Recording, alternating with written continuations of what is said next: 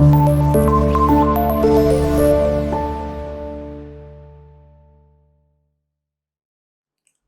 वालेकुम students, this is Mohammad Ahmed, your biology teacher. Students, आज का जो हमारा टॉपिक है वो जी पिछले टॉपिक की ही एक्सटेंशन है। वहाँ पे हमने ऑर्गन्स को पढ़ा था, यहाँ हमने ऑर्गन सिस्टम्स पढ़ने हैं ह्यूमन बॉडी के अंदर।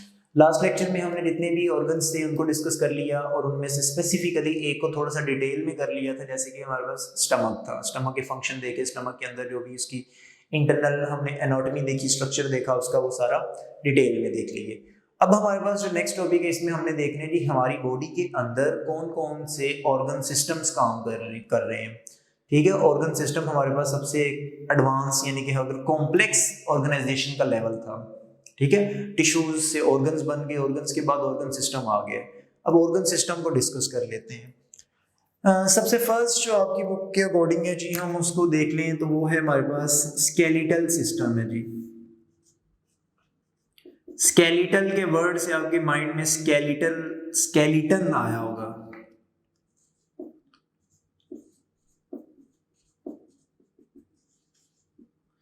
ठीक है, स्केलेटल सिस्टम, एक्चुअल में स्केलेटल सिस्टम हमारी बॉडी का जो स्केलेटन है, जो बोन्स हैं, उनका सिस्टम है सारा।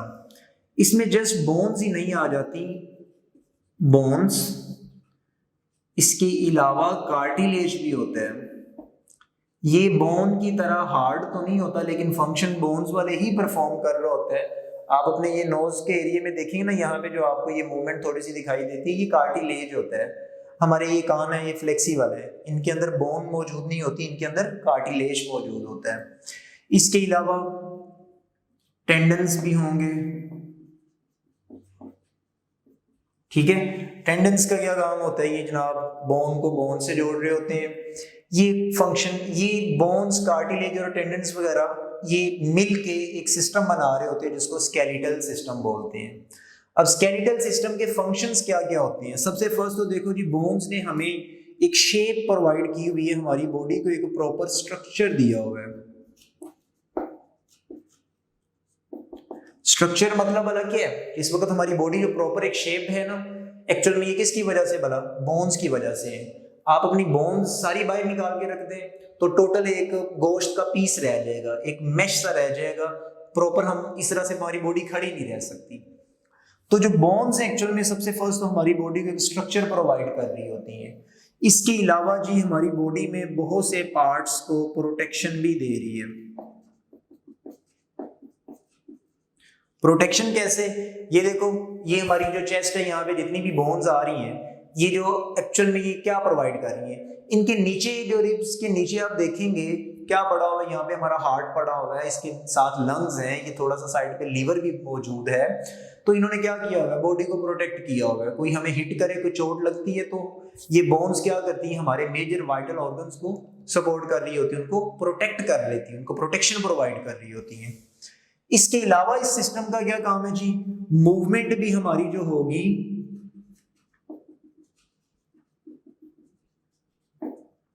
वो भी किसकी वजह से होगी? स्केलेटल सिस्टम की वजह से है। देखो, हम एक जगह से चल के किसी दूसरी जगह पे आ रहे हैं तो ये किस वजह से है भला? ये इन बोन्स की वजह से, स्केलेटल सिस्टम की वजह से है।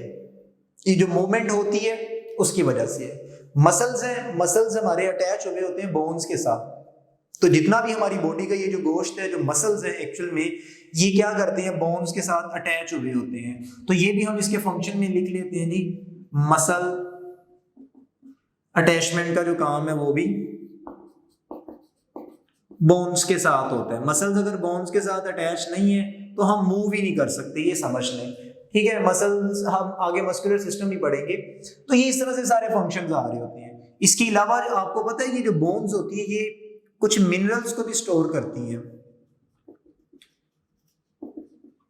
कैसे? आप लोगों को बोला जाता है ना कि दूध पिया करें, उसमें कैल्शियम होता है, कैल्शियम आपकी हड्डियों को मजबूत करेगा। तो बोन्स के अंदर कैल्शियम स्टोर हुआ पड़ा है।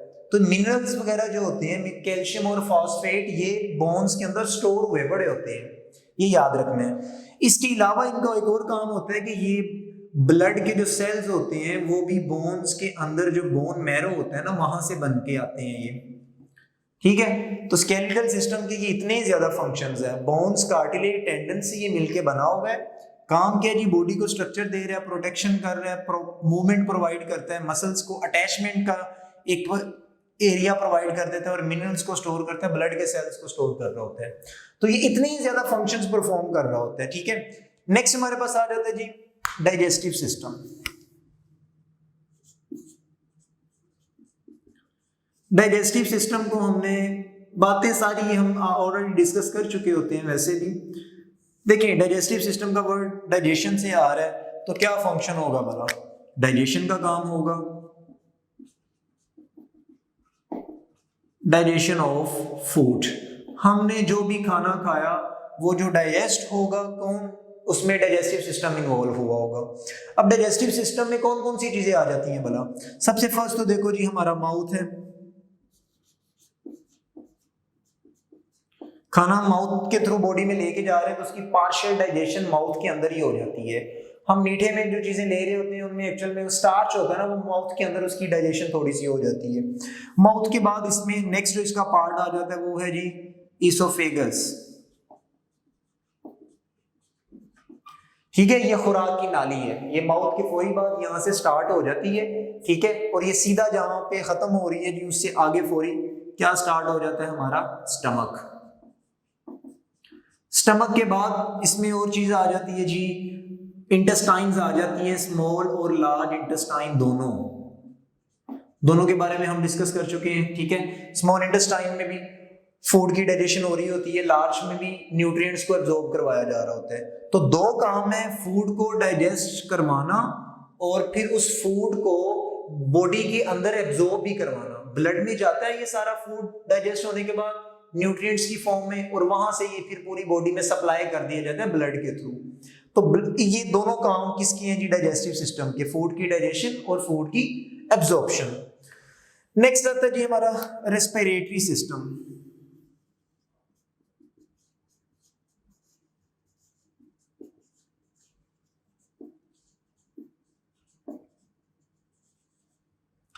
रेस्पिरेटरी सिस्टम, रेस्पिरेशन से वर्ड आपके माइंड में आ रहा है। रेस्पिरेटरी सिस्टम के अगर हम पार्ट्स देखें ना, तो इसमें आ जाते हैं जी हमारे, सबसे फर्स्ट तो सांस की नाली आ जाती है जिसको हम ट्रैकिया बोलते हैं। आप अपने ये नेक वाले रीजन को टच करेंगे ना, यहाँ पे आपको ये रिंग्स दिखाई देंगे, यहाँ पे फील होगा जैसे। ठीक है, ये सारी ट्रैकिया है, इसको विंड पाइप भी बोलते हैं। ये सांस की नाली है, ये सीधा आगे जाके डिवाइड होके ब्रोंक्यूल्स में कन्वर्ट होती है, ब्रोंकाई में सॉरी, उसके बाद ब्रोंक्यूल्स, और फिर आगे ये नेक्स्ट अलग से हम इसको डिस्कस करेंगे किसी दिन। तो हम लिख लेते हैं इसमें विंड पाइप आ जाता है जिसको ट्रैकिया बोलते हैं, और साथ में हमारा पेयर ऑफ लंग्स आ जाते हैं। काम क्या होता है? काम इनका होता है जी गैसेस का एक्सचेंज। जब आपको लंग्स के बारे में बताया था तो ये सारी बातें वहां पे भी मैंने आपको बता दी थी कि गैसेस का एक्सचेंज होता है। ऑक्सीजन को बॉडी के अंदर लेके जाया जाता है बाइक से, और कार्बन डाइऑक्साइड को बॉडी से बाहर निकाल दिया जाता है। ठीक है यार, ये बॉडी के इनसाइड आएगी और ये बॉडी से बाहर चली जाती है। तो इन्वायरमेंट के साथ जो गैसेस का एक्सचेंज होता है, रेस्पिरेशन जो होती है, इसको ब्रीथिंग का जो प्रोसेस है वो रेस्पिरेटरी सिस्टम के थ्रू हो रहा होता है। ठीक है, ये सिस्टम भी हो गया। उसके बाद आता है जी हमारे पास मस्कुलर सिस्टम। मसल्स का बना हुआ ये सारा सिस्टम है जिसमें सारे मसल्स आ जाएंगे।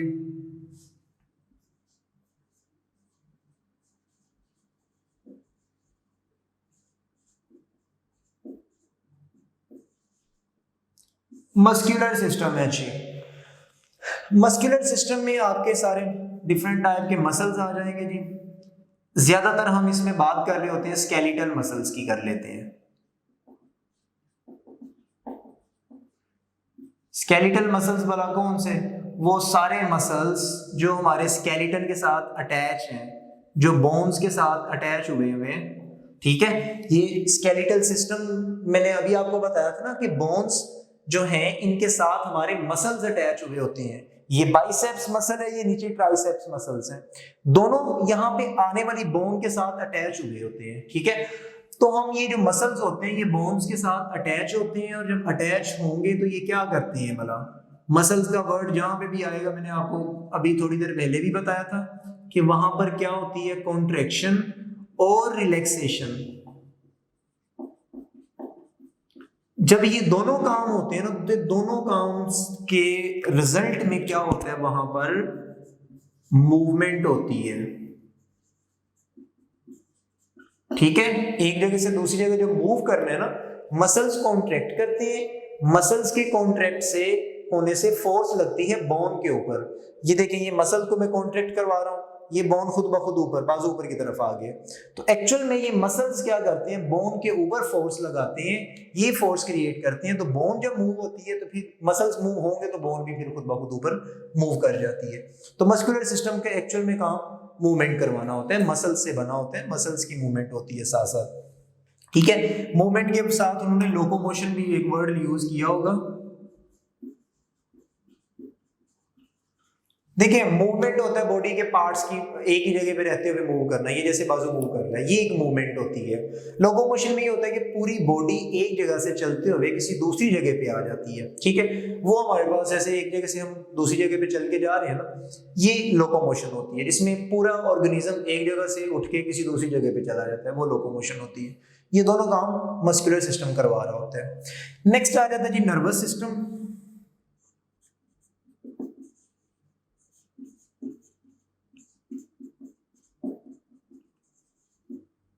नर्वस सिस्टम एक्चुअल में इसका काम होगा जी कोऑर्डिनेशन करवाना। कोऑर्डिनेशन का क्या मतलब है जी, कम्युनिकेशन करवाना बिटवीन बॉडी पार्ट्स।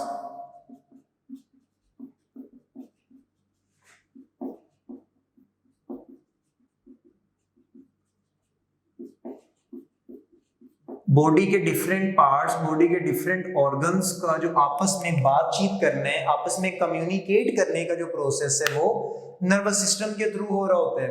बताया था ना कि अगर यहाँ पे कोई चीज में टच कर रहा हूँ, यहाँ पे पेन को अगर फील होना शुरू होगी तो ये मैसेज सीधा ब्रेन के पास जाता है, वहां से ये वापस आता है। ये नर्वस सिस्टम है। इसमें जो चीजें इन्वॉल्व होती है ना, वो आपकी बॉडी के मेजर ऑर्गन्स जैसे कि ब्रेन है, ब्रेन के साथ स्पाइनल कॉर्ड। स्पाइनल कॉर्ड आपको मिलेगा आपकी जो वर्टिब्रल कॉलम या बैकबोन होती है ना, जिसको रीढ़ की हड्डी बोलते हैं, यहां से लेके ये नीचे सारा इसके नीचे नीचे स्पाइनल कॉर्ड चलता जा रहा होता है। इसके अलावा इसमें क्या चीजें आ जाती हैं, नर्व्स आ जाती हैं। नर्व्स वो आपके पास रास्ते हैं, वो वाली नर्व्स जहां से ये मैसेजेस एक जगह से दूसरी जगह मूव कर रहे होते हैं। तो ये जो कम्युनिकेशन का प्रोसेस होता है सारा आपके नर्वस सिस्टम के कंट्रोल में होता है। लास्ट में हमारे पास रहेगा जी ब्लड सर्कुलेटरी सिस्टम।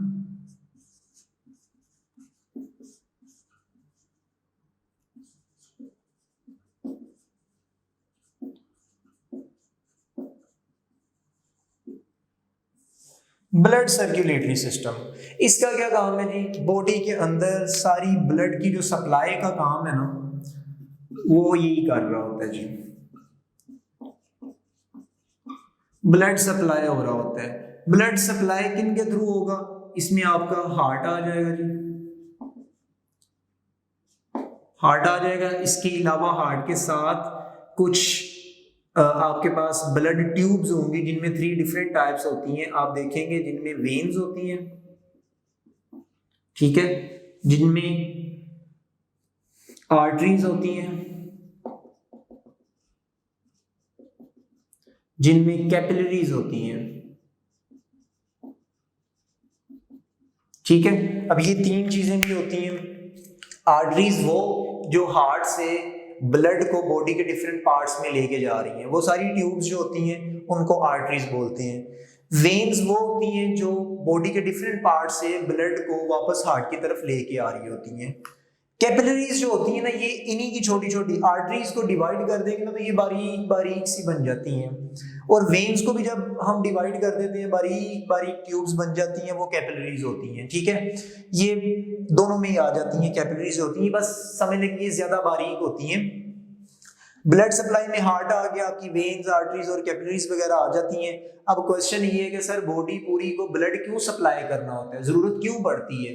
ये बात हम पहले भी कर चुके हैं कि बॉडी के डिफरेंट पार्ट्स में ब्लड भेजा जाता है। ब्लड क्या करेगा, हम बॉडी के डिफरेंट पार्ट्स को जो जो रिक्वायरमेंट होती है ना, जो उनको न्यूट्रिएंट्स चाहिए, वो सारे ब्लड उनको दे के आता है।